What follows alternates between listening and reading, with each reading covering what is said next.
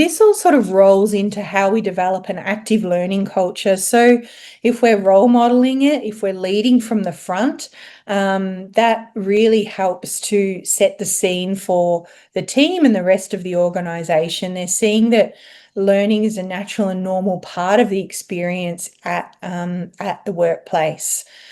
So that also leads to it becoming a cultural norm. It's always on, there's an ongoing dialogue, and it's really relevant and in the now. Integrating those conversations into one-to-one, so talking about the learning and development that's been rolled out and talking about that individual's goals and connecting the two are really important, and coming up with a set of key prompts to really inspire conversations is always a good way to go into one-to-ones to get the most out of them.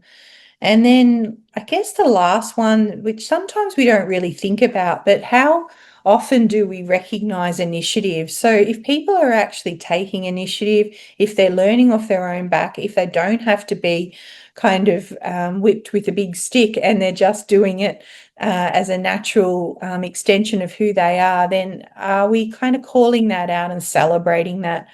And then what happens if people don't learn? Are there consequences to that? I think thinking about those things is really important in terms of how we're signaling to the organisation that learning is important.